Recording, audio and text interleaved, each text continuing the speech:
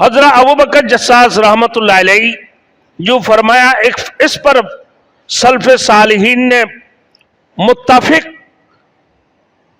متفقہ طور پر فیصلہ کی ہے،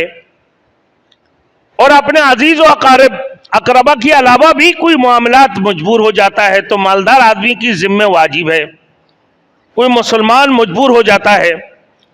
یعنی عزیز و اقربا کے علاوہ، عزیز و اقارب کے علاوہ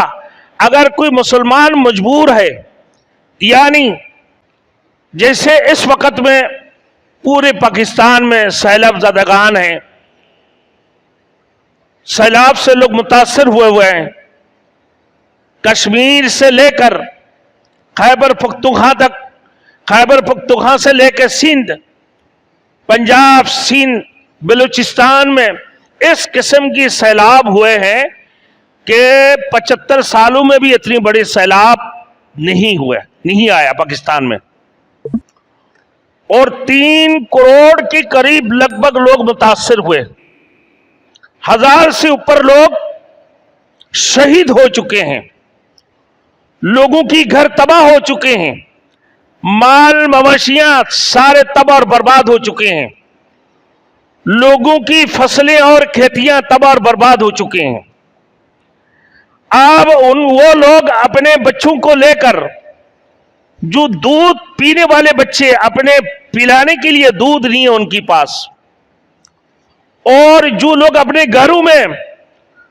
سکون سے رہنے والے لوگ آج بے سکون اپنے راستوں میں بے سہارا بیٹھے ہوئے ہیں، جو بڑے مالدار تھے، جو غریبوں کو مال تقسیم کیا کرتے تھے، محتاجوں کے لیے غریب اور عزیز و اقارب کو دیکھتے تھے، آج وہ خود بھی محتاج ہو چکے ہیں، جو مالک نصاب تھے آج وہ محتاج اور فقیری پر آ چکے ہیں۔ ان حالتوں میں میرے دوستوں،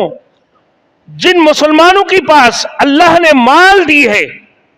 دولت دی ہے، تو ایسے مسلمان بھائی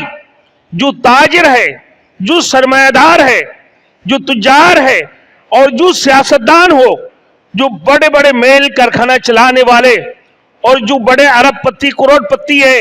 جو بیرون ممالک میں رہنے والے مسلمان بھائی، پاکستانی بھائیوں،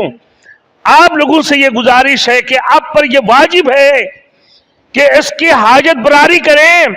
اس کی حاجت پر ہے، اس کی حاجت کو پوری کریں، اسی طریقے سے کہ آپ کے ملک کے لوگ سیلاب زدگان ہیں، سیلاب میں لوگ انتہائی پریشانی مبتلا ہے، اور سیلاب کی وجہ سے لوگ انتہائی کشمکش کی حالت میں اپنا وقت گزر رہے ہیں، تو لہذا تمام مسلمان بھائیوں کے اوپر بھی یہ ذمہ داری عائد ہوتی ہے، بلکہ آپ کے اوپر واجب ہے کہ آپ ان کے حاجت براری کریں۔